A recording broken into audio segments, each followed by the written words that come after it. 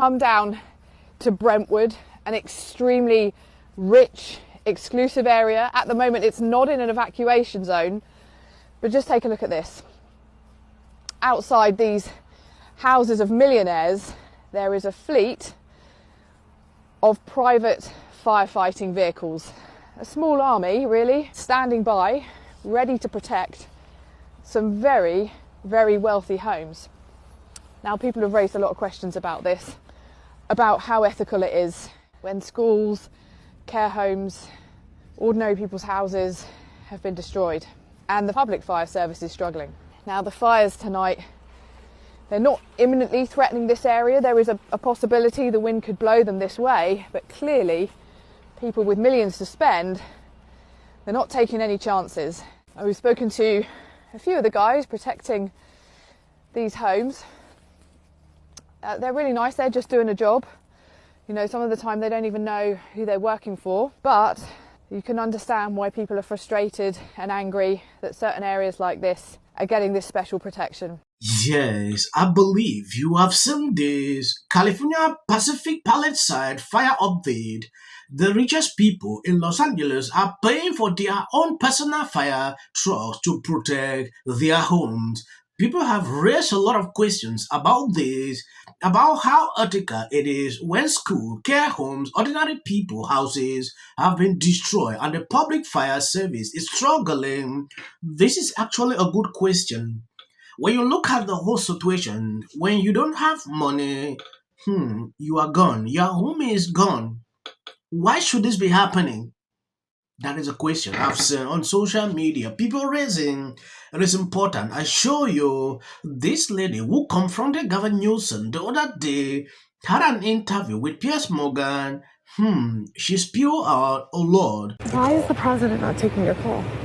Because it's not going through. So Why? I have to get cell service. So let's get it. Let's get it. I want to be here when you call the president.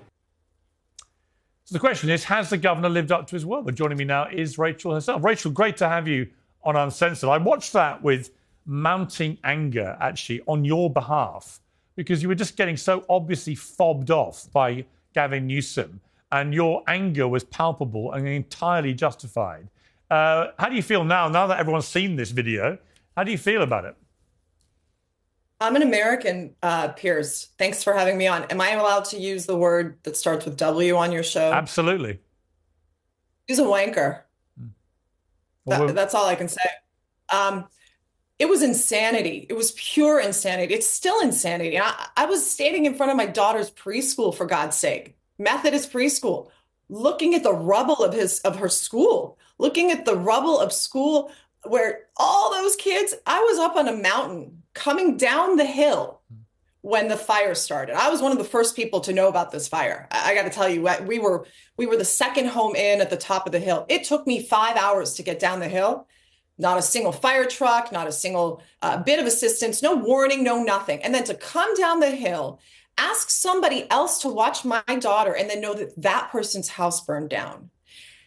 And in a matter of moments, to see that I'm standing in front of the man who's been in charge of my state since 2011 in some way, shape, and form.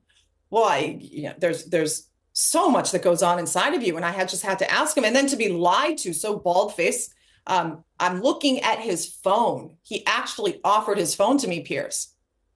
And was he on the phone to President Biden, do you think, or did he make that up?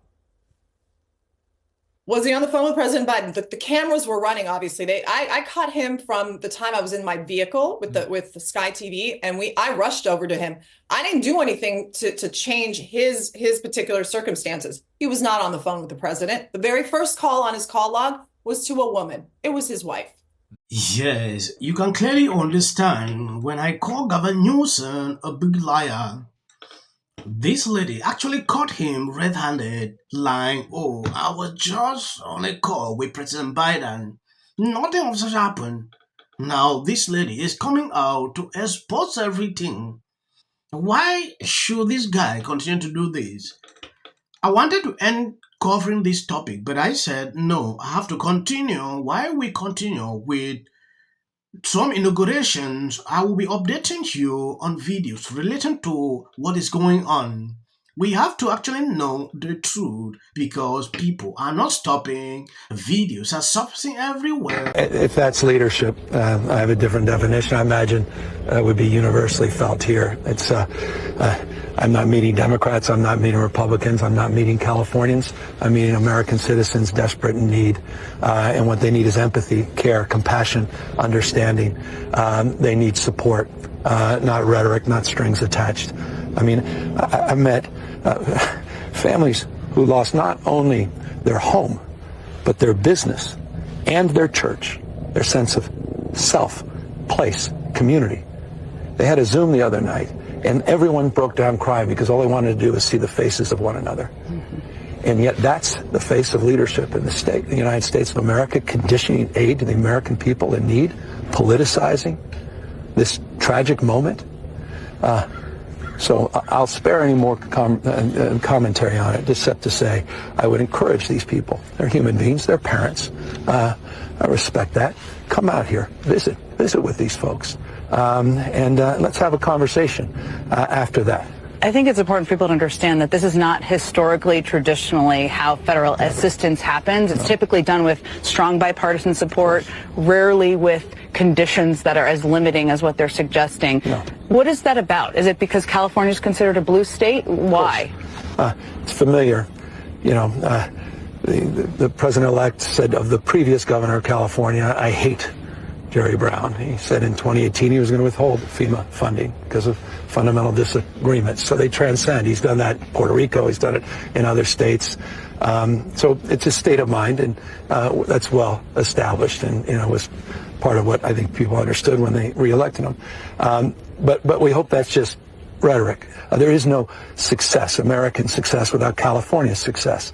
So we're all in this together. It's why I have an open hand, not a closed fist with the president-elect. I want him to come out here. I'm sincere about that. If he came out here, there are some reports that he might be considering a trip, though you haven't heard about it, to come out here after inauguration. I honestly have a deep confidence he'll come out, and we're anticipating he'll come out. And I think it's a very good thing.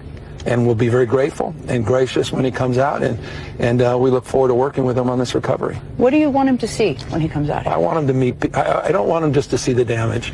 I want him to meet with the community. Yes, it is crazy that Gavin Newsom continue to play this game. I don't understand why every single day this man is calling out Trump. Oh, he's doing this, he's saying this. Wait, Trump is coming there, and see what he will do. Gavin Newsom is the one calling out Trump every single day because Trump criticized him for a very long time based on the failures he's putting out. Now look at what he's saying here. The other day I put out a video where this comedian had this to say. I don't know if you saw that video. I'm going to replay it because I realized the clip didn't go that far. And then we watch the news or talk to my friends. They all have these concerns. What started these fires? Now, they say it's arsonists. I've heard this theory, and I'm sure there were some arsonists, but there were a lot of elements that came together to make this fire the catastrophe that it was. The winds were 100 miles an hour. L.A. was dry as a bone, and the levees, and there was just too many factors. If you were a rational thinking person, you have to at least consider the possibility that God hates these people.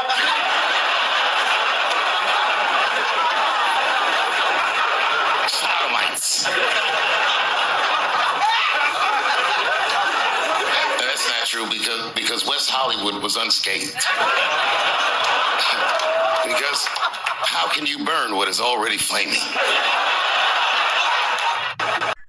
And she says it's really just devastating to see. This is the first time many people are actually getting a chance to see their homes and their businesses because they haven't been allowed to get in. It's very strict. Yes, Deb Chappelle drops a hilarious theory about what started the LA fire. I believe you've seen that. Now going into this second clip, there is something I realized after watching this video.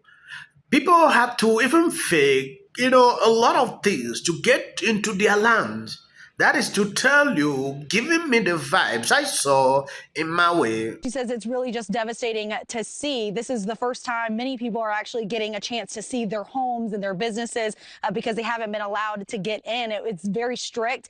The National Guard is making sure that you have your ID that has your address. And for us as well, we've had to show our press pass to be able to get in. And in fact, just yesterday, we had a National Guards member tell us that they've even seen fake press passes because so many homeowners were just trying to get in. And I spoke with a homeowner in the Pacific Palisades last night who told me he knew one of his neighbors had made a fake news pass just to be able to go in there and take pictures of his home so that he could give to his insurance company to be able to get some kind of relief right now, Adrian. And every time I've heard about this story, it's so sad that they can't go back. But there are too many looters who are pretending that they belong in those neighborhoods. This is what Jimmy had to say, pertaining to what Trump put out. I understand. Anything Trump says, they always go off, I don't know, maybe just for clicks or what exactly. This is good. Donald Trump, while everybody has been worried that he won't do anything to help us, turns out we're wrong. This morning he wrote, "It is my honor to announce Jon Voight, Mel Gibson, and Sylvester Stallone to be special ambassadors to a great but very troubled place, Hollywood." Elon Musk confirmed that what this lady is saying is the truth. Palisades looks like, unfortunately Gaza or one of these war-torn countries where awful things have happened. So, and there are fires now breaking out everywhere. So it feels totally bizarre to be talking about a movie. I'll be laying out a plan for how we recover. And sparks move things. And it doesn't matter how much water you have. Thank you guys who always been there sharing on my videos. I don't like to make the videos long. Reason I always cut it at this point for future president and his gag are a function of their flawed morality and policy. The problem with California is forestry management. We're triggering total collapse. The city of the Pacific Palisades is burning, and Trump is now calling that Gavin Newsom should step down. This is you getting water to areas that need water because there are fires in 100-mile-an-hour winds. The situation is beyond control. Insurance companies to get paid for the work that he's been trained his whole life to do. What do we do? All right, right now you're looking history, remember it. as a country about January. And then I think all our tax dollars probably went for Gavin's hair gel. I don't know, but it's like, it's sad. I want to be, Jim Jordan. in the 5 tenants of Palisades Village right here. This is the town center of sorts. Down in Hawaii, you had some ideas around some land use concerns. Forward. We're going to move forward on